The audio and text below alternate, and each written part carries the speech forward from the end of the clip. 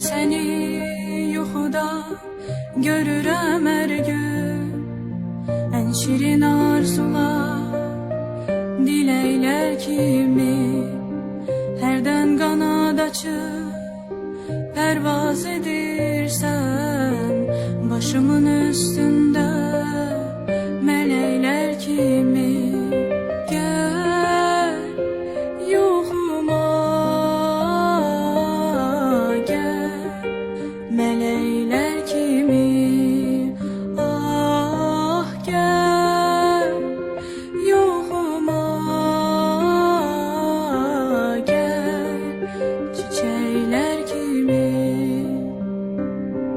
Səni yuxuda görürəm hər gün, ən şirin arzular, diləklər kimi hərdən qanad açıb pərvaz edirsən başımın üstündə mələklər kimi.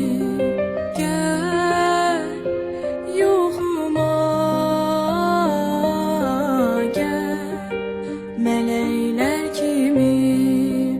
Ah gəl yuxuma,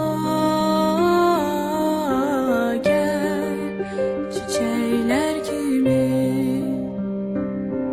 Səni yuxuda görürəm hər gün, ən şirin arzular, diləklər kimi hərdən qanad açıb pərvaz edirsən başımın üstündə mələklər kimi. Gəl yuxuma,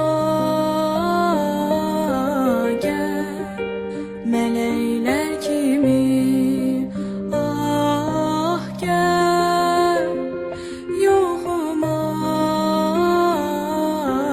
gəl çiçəklər kimi.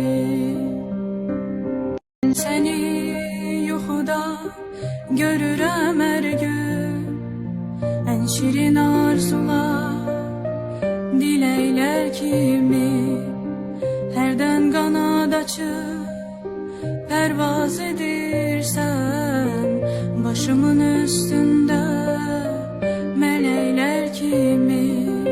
Gəl yuxuma, gəl mələklər kimi. Ah gəl yuxuma, gəl çiçəklər kimi.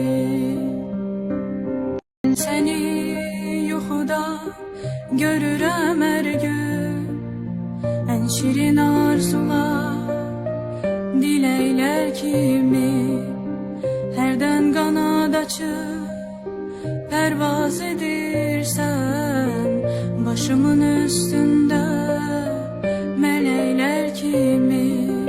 Gəl yuxuma, gəl mələklər kimi. Ah gəl yuxuma, gəl çiçəklər kimi.